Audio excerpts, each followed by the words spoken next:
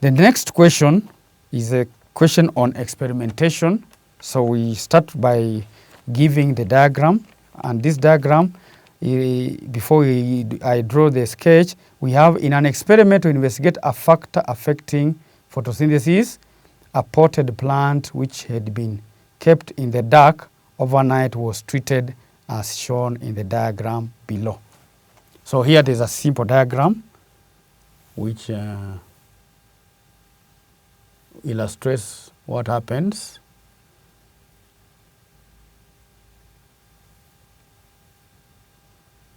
So that's a simple diagram.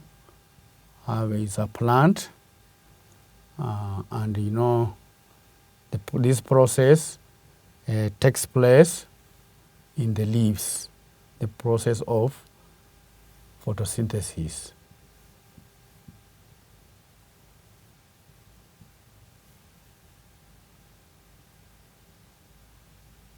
So it is showing a plant there, and this plant, there's a leaf.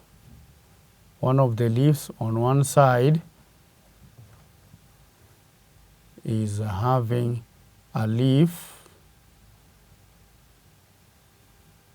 that is attached within a flask, and it is sealed so that what is inside the flask does not escape.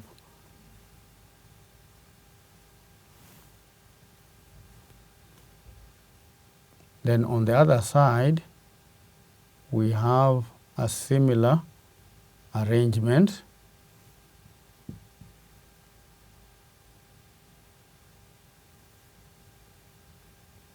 where we have a leaf that is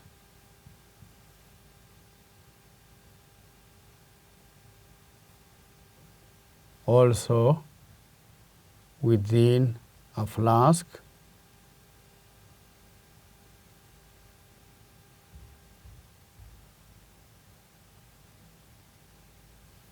and the ends are sealed to avoid any escape.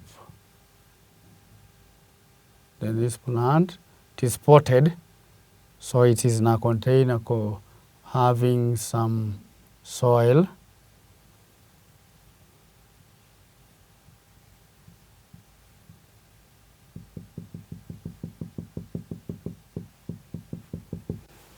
So, and inside here, they are placed sodium hydroxide pellets.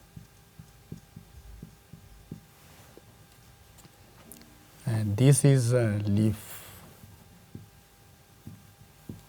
Q. This is leaf P. Then this one is a transparent flask.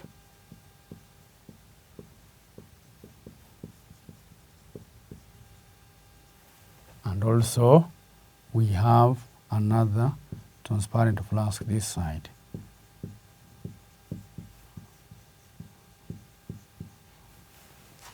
So learners, let us also understand that when we have photosynthesis taking place, we must have some factors that are being investigated. So we are going to look at this question and see which factors are being investigated. But before we do that, let us study the diagram. So here we have a leaf. These sealed parts do not allow any gas to enter or any gas to leave. That is either carbon dioxide or oxygen. The same thing applies to here. They are also sealed. Then we are seeing sodium hydroxide pellets here. Remember, sodium hydroxide it reacts with the carbon dioxide and also absorbs water molecules in the flask. Then let us look at the questions. Why was the potted plant kept in the dark overnight? So here, this question has nothing to do with the diagram, but it has something to do with what was done before the experiment was set up. And the reason was this was to discharge. This was to discharge the leaves. You know, during the day, the plant undergoes photosynthesis, and what is produced is glucose. And we have said that after glucose has been produced, it is utilized. Some of it is utilized in the process of, like here we have already said, some is converted to starch here for storage, and the others used for other functions. So during the night is that the conversion of glucose of starch is converted into glucose also at times. So here we have got this starching of the leaves. So the leaves are discharged. Then B, which factor was being investigated in the experiment? So here the factor, we look at factors within because the experiment is taking place in the flasks. So what is in the flask? So the factor that, what is required for this process to take place is carbon dioxide, and you know there's carbon dioxide within the flask. But because of sodium hydroxide pellets, that carbon dioxide reacts with it. That's the purpose this sodium hydroxide is put here as a control experiment. So here the factor under investigation is actually carbon dioxide concentration. Carbon dioxide concentration.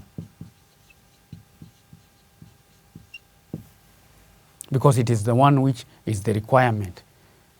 We cannot talk about any other factor, because temperature, we don't see anything to do with the temperature there. We don't see anything to do with the availability of water there. And the control experiment is removing one side, is removing carbon dioxide. Then part C, which test did the students perform to confirm photosynthesis in the leaves labeled P and Q? So which is the test? So here they're asking the test for, because we are talking about distarching. So they were looking for the test of starch, if starch is present or absent. So here we just say test for starch. Test for starch. So here the knowledge that is normally acquired in the practical is also going to be applied here.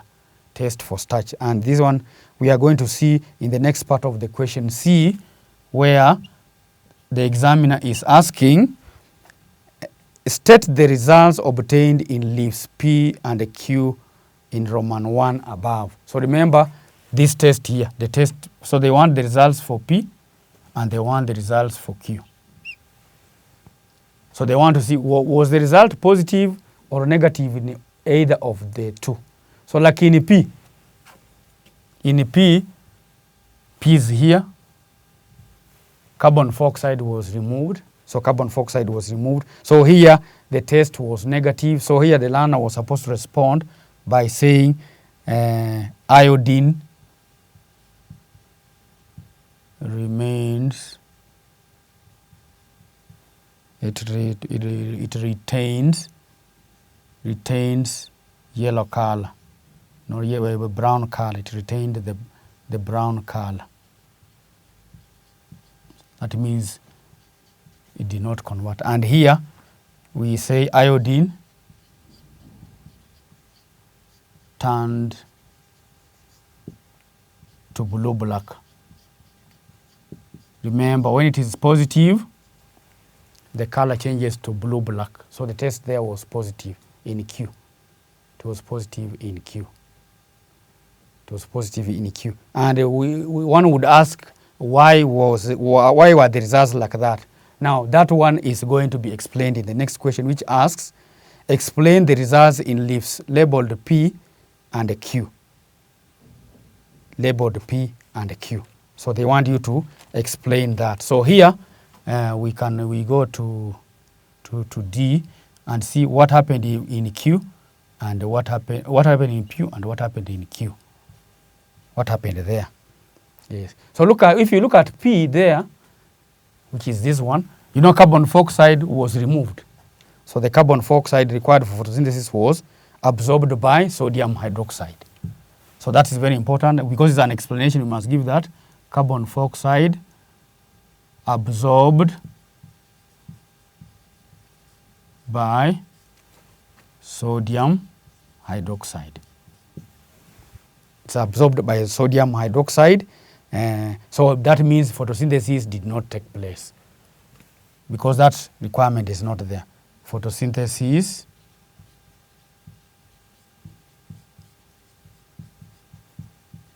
did not occur.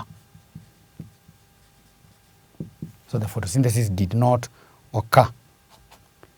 Okay, hence starch was not formed. So here starch was not formed. Starch not formed. So the starch was not formed.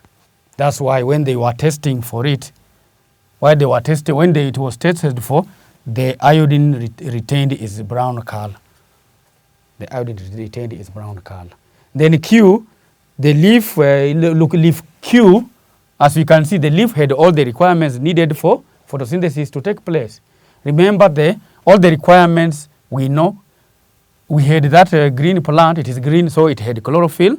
That's a requirement. There was carbon dioxide inside here. That is a requirement. It was not removed because there was no sodium hydroxide. The sunlight, because this flask is transparent, and this if the sunlight strikes that particular flask, that energy will be there for formation of that. So here we say leaf had all requirements. Leaf had all requirements. So the leaf had all the requirements, and all these requirements were for photosynthesis. They were for photosynthesis. So all the requirements were present. So hence the starch was formed. Hence starch was formed. And that's why there was that color changing from the brown to blue, black. So that result has been explained. So learners, these are very good example of another experiment that is used to demonstrate a process. And here it is even a very good one because it has got a control experiment in which one of the factors are eliminated. In a control experiment, some factors are eliminated, like this one. This one would be a very good control experiment, showing that when you remove one factor, the process will not take place. So you see here, all the factors are there. They have not been interfered with. So this is known as a control experiment, where some factors that affect a given process are eliminated intentionally, so that is compared with another experiment where all the factors are provided. Learners, so it is important to note that this topic of nutrition involves this process, and this process occurs within a given structure of the plant. So here, the process, you must understand what it all is all about, the factors that are necessary for the process to occur. Then you must be able to identify the structure where it takes place and how that structure is adapted to its function. We shall continue also looking at other questions on this similar process and other questions from other aspects of this particular question or this area in our next lessons. Thank you for watching.